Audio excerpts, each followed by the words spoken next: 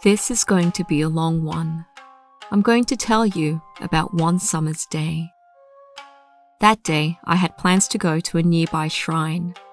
I've always had an interest in strange stories and the paranormal, and this shrine was introduced to me by a friend of mine because they stored hundreds of dolls there. It's not a famous big temple like Daihonzan Shoryakuji Temple in Nara City or Hokyoji Imperial Convent in Kyoto, and it has never been broadcasted on TV. I said it was close, but it still took an hour and a half by car.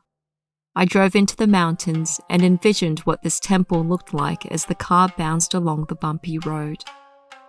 When I got there, I parked the car and started climbing the stairs. There were many steps to the top, and I was beginning to huff and puff as I continued upwards. My excitement mounted the closer I got to the shrine. After a while, it finally started to come into view. Once I reached the top, I walked through a beautiful torii gate, and it was right then that I heard a strange ringing in my ears.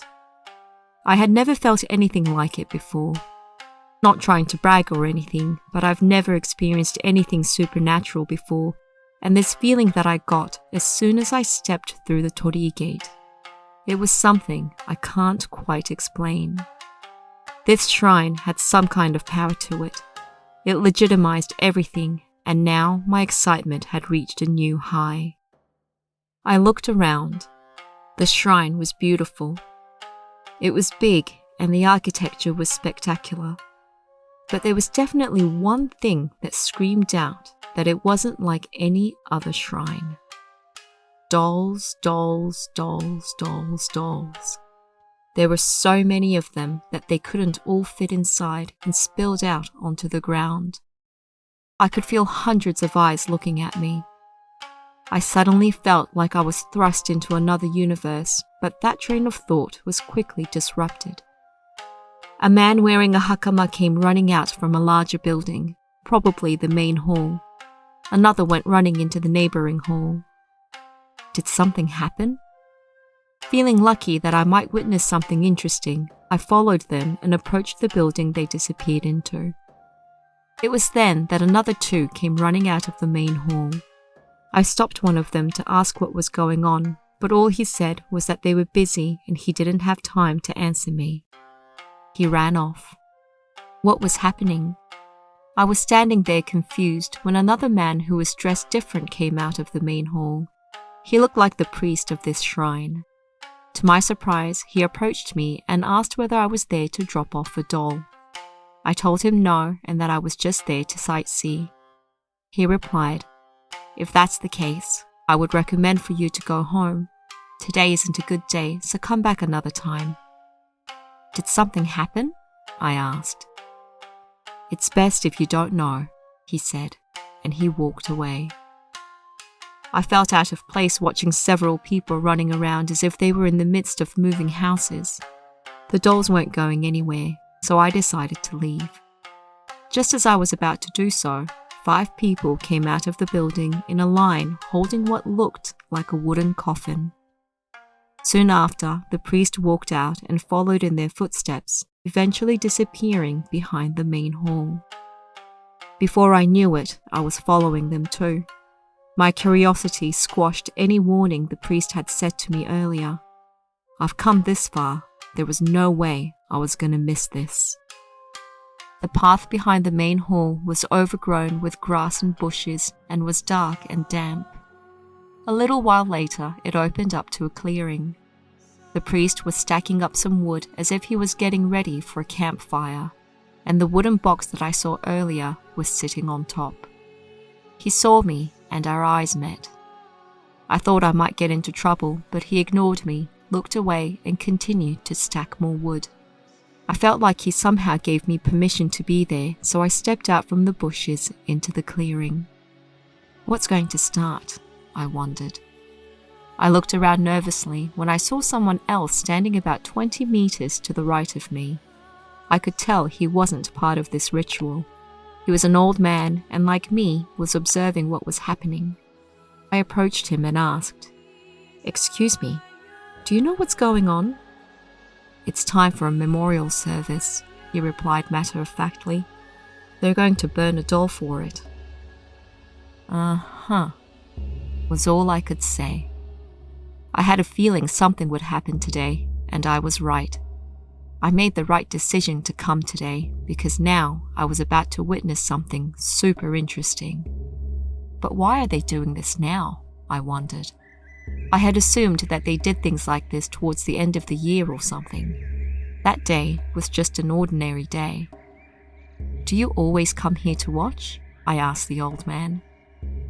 "It's not every day they burn the dolls, and they usually don't do it this time of year, let alone burning a doll as big as that." After a slight pause, he added, "Today is a special day. I needed to find out." "What do you mean by special?" I asked.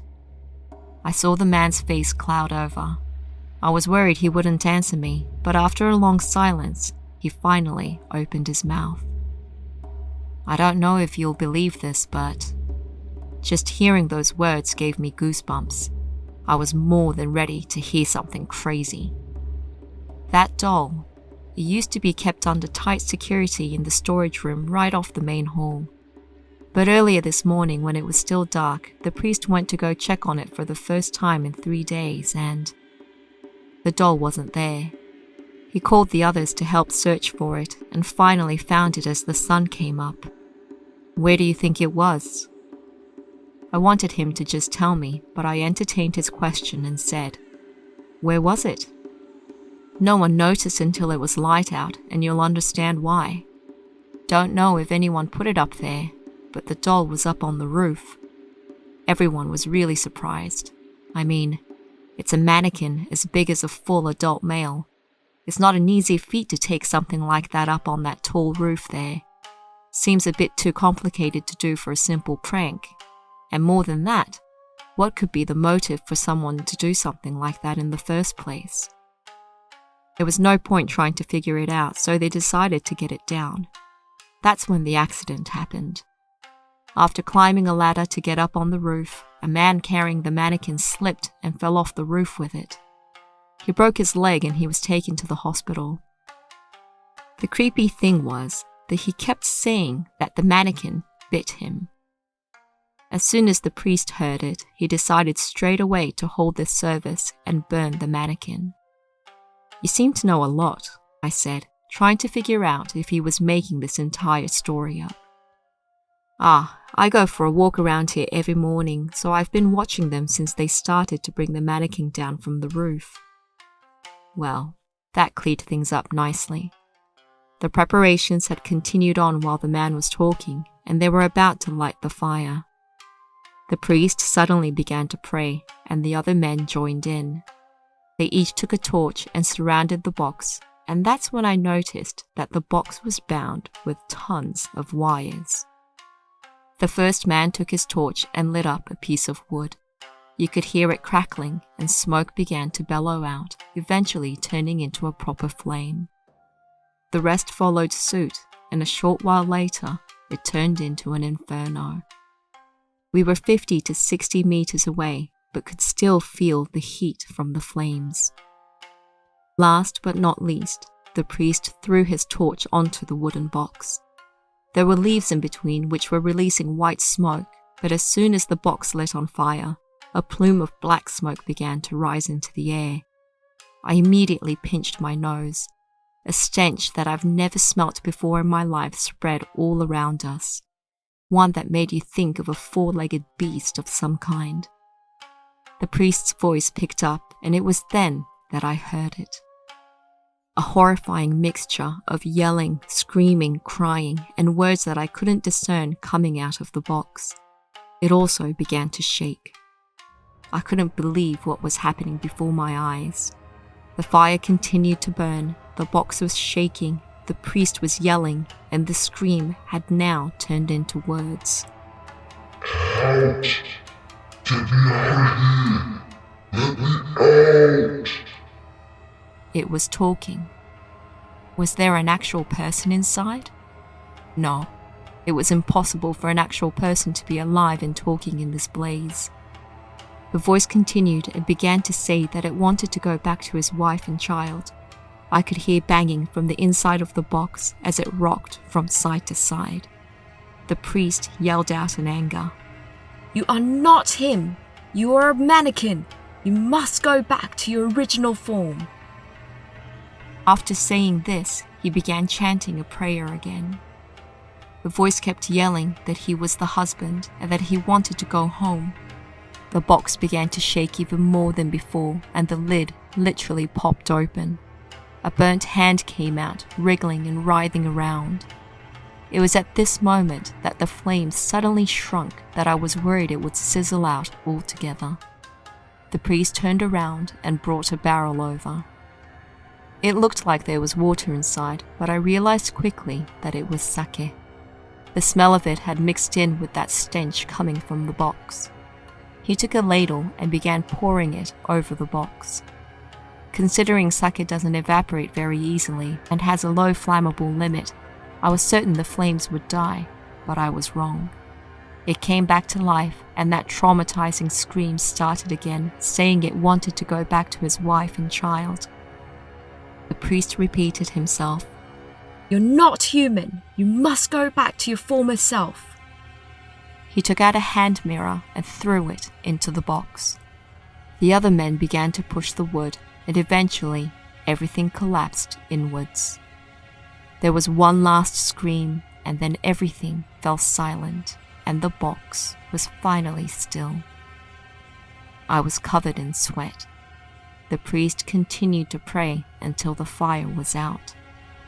I couldn't believe what I just saw. There was no way that was real. I felt like a completely different man from the one I woke up to that morning. The world seemed to be different now. The priest walked over to me. I just stood there, ready to take in what he had to say. "I'm going to bless you now, just in case. Follow me." I did as I was told, and we walked into the main hall. The old man walked with the priest. They were talking to each other in a friendly manner, so they must have known each other. Once in the main hall, the old man and I were blessed. When it was over, I just sat there in a daze, trying to grasp what I had witnessed. The priest must have figured out that I needed some explanation, so he gave me one. He said, "That mannequin. It used to live with a certain family for a long time. The old woman who brought it to us said that her daughter used to really care for it. Unfortunately, her daughter and granddaughter passed away in a car accident, and only the mannequin came out unscathed. Even though the mannequin was loved by her daughter, she couldn't keep it because she felt a little creeped out, and that was the reason why she brought it into the shrine. I understood how important the doll was to the daughter when I heard that it was in the car with them when they got into that accident. When a person becomes extremely emotionally attached to a doll, they slowly begin to think that they are real." The words he said after this is something I will never forget. He said, "Dolls are the same. When they're taken such good care of by humans, they begin to think that they're human too. And that's because they're alive, just like us." The cicadas started crying all around us. It was just another hot summer day. I experienced this a few years ago. I was almost about to graduate university, and even though I went to one of the prestigious universities in Japan, I was unable to find a proper job. This continued even after graduation, and I ended up going home to a small town in Hokkaido. Once there, having graduated that particular university, I quickly got hired as a cram school teacher. It wasn't something I wanted to do, but I didn't want to worry my parents, so I swallowed my pride and accepted the position. Because it was such a small town, public transportation wasn't very reliable, so I had to purchase a car. I was planning to go to a few used car shops, but when I walked into the first shop and saw a car on display, I immediately fell in love with it. It had low mileage and was in good shape, but it was really affordable, and I knew I had found a gem. Feeling like luck was finally on my side, I decided to buy it. One thing I noticed after I started working was that I always saw my friends and ex-classmates while driving. Guess that's normal in a small town. One day, I was doing groceries when someone said from behind me, "Hey, long time no see." I turned around to see an old friend I had gone to high school with. We started chatting away in the aisle when he said, "Oh yeah, I always see you driving around with a cute girl next to you." "Huh? What do you mean?" "You must be mistaking me for someone else," I replied, not knowing what he was talking about. He had a wide grin on his face. "No way. Everyone's seen you driving around. We're all jealous you've got such a cute girlfriend." I still had no clue what he was going on about and knew it wasn't me. At that time, I just decided to let it slide. A few days later, I accidentally slept in and was almost late for work. I quickly got ready, jumped into my car, and sped to work. While driving, I happened to see that same friend and he pointed towards the passenger's seat as if signaling that my supposed girlfriend was sitting there. He must have been joking, so I ignored it and, speeding up even more, continued driving. That was when I saw a huge bright light and it enveloped the entire car. It only lasted for a split second and it made me wonder where it came from, but I didn't have time to worry about that. I needed to get to work. A week or so had gone by when I received a letter. It was a speeding ticket from the police station. I had been driving 32 kilometers over the speed limit and my license was to be suspended, so they asked me to go to the station to sort it out. It finally clicked. That bright light was from the speed camera.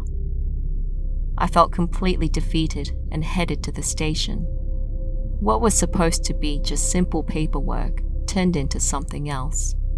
For some reason, I was taken into the interview room. Just as I realized that something was off, 2 detectives walked in and said, "I'd like for you to tell us about this woman here." And they brought out a photo.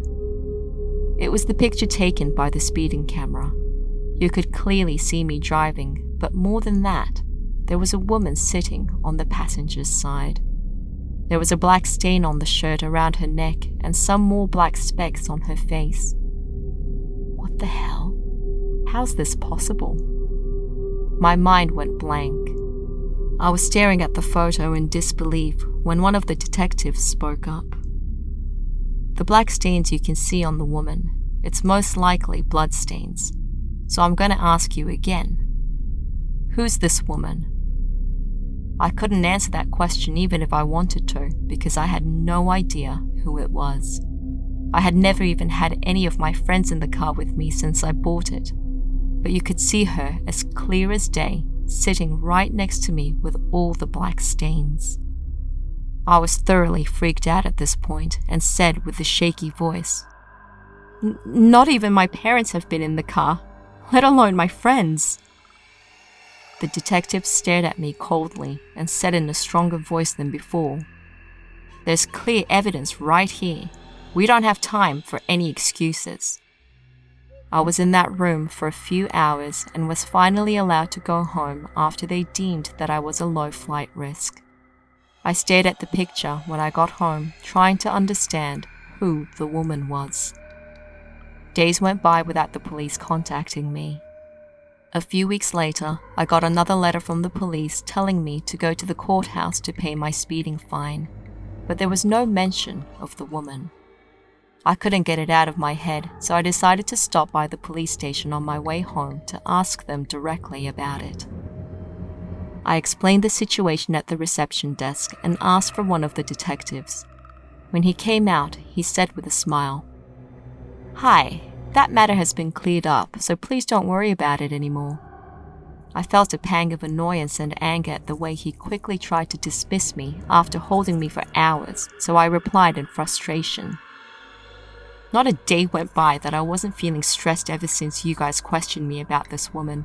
And now that you've cleared things up, you're trying to get rid of me?"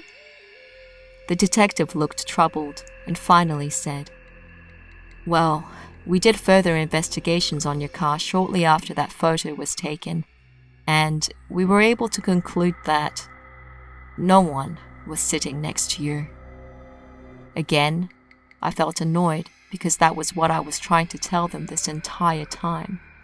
But there actually was a woman sitting next to me, so what did the detective mean they concluded that no one was in the car? I wanted to press him some more, but I knew I wouldn't get anything else out of him, so I decided to let it go and left. When I got home, I jumped on the net and tried to find similar cases. That's when I came across the term yurei saiban, which literally translates to ghost trial. Let me give you a few examples. Number 1.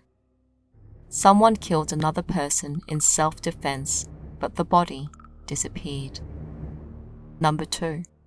A person died due to natural causes or due to an illness, but someone comes forward saying they killed that individual with their ikiryo. This is a little bit complicated to explain. An ikiryo translates to living spirit and is usually negative. In most, if not all cases, the particular individual has no idea that part of their energy has attacked another person. Think of a couple who broke up on horrible terms and the woman has extreme anger and regret over the breakup. Her ikiryo might attack her ex and manifest in several ways, such as her ex getting physically sick, or in paranormal ways such as noises and apparitions. Number 3. Person A puts a hex on person B, and that individual dies a short while later due to other causes. A might come forward to the police admitting they put a hex and killed B. Cases such as these cannot be proved in court, cannot be recreated, and cannot be determined whether or not it actually happened. Therefore, they are deemed to not have happened at all. In my case, the woman was captured in the speed camera but could not be seen in a surveillance camera footage along that same road. Therefore, the police determined that it couldn't be investigated as a legitimate case and the entire matter was cleared. Thinking back now, the woman my friends all saw might have been the same one in the photograph. It's impossible to find out who this woman was, and it creeps me out so much that I don't want to dig into it.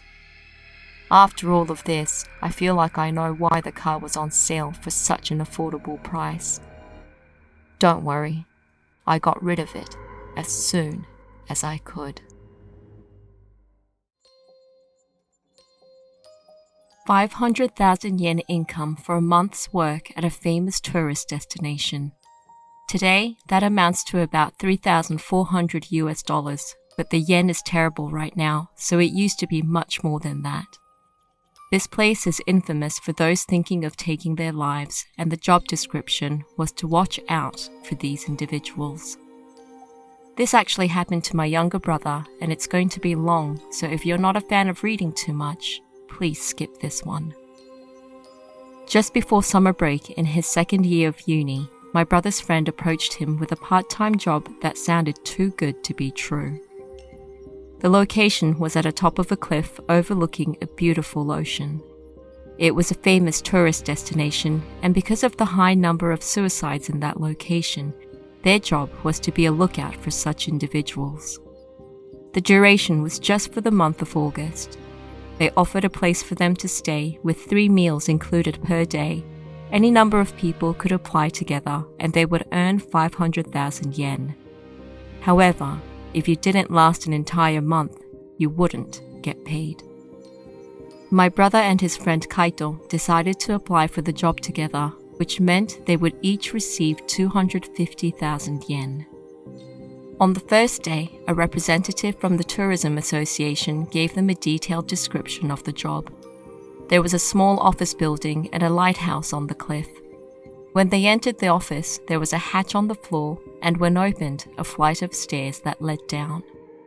They were to sleep in the tatami room downstairs, a space of about 15 square meters. There was a TV, a fridge, an electric stovetop, and other daily necessities. but the phone could only be used to call the tourism association. There was a second door in the room which led into a hallway and to yet another door. This door opened up to another flight of stairs going downwards, straight into the ocean. In other words, the office was built by digging through the rocks straight into a cave. Someone from the association would man the office from 9 a.m. to 5 p.m. so they were free to sleep and go out. Their shift began when they left the office. Even during working hours, they basically just hang out in their room. The tourism association was 10 minutes away, and during the high season, they were open 24 hours a day. If they saw people hanging around late at night, or if they received a call from hotels saying one of their guests hadn't returned, they would call my brother and Kaito to go up and be on the lookout. If there was no such call, they were free to do whatever. In fact, people from the association would frequently bring them some beer and finger food. They even set up a DVD player and on a few occasions left some adult videos. With all these perks included in their ridiculously high-paid job, my brother and Kaito were in extremely high spirits. 3 days had gone by when they received a phone call.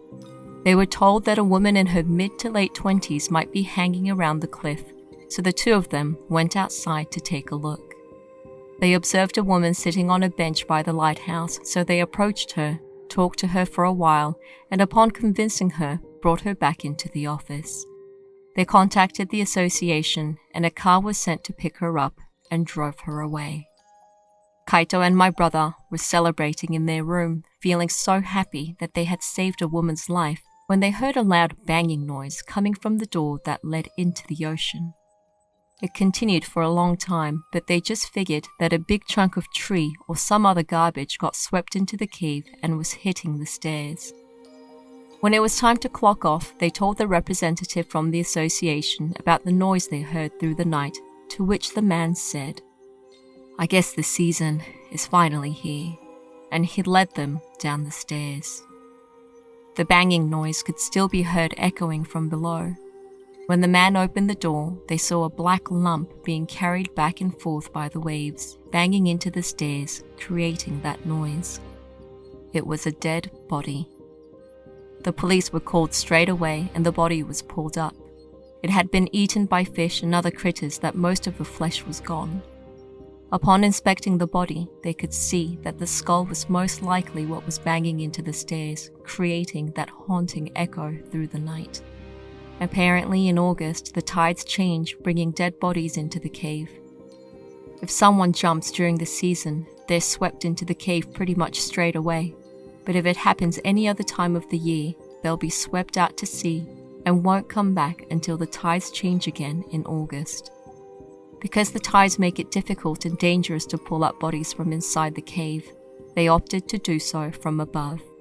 Hence, the stairs that led into the cave from the building's basement. This building was built exactly for the purpose of bringing up the deceased.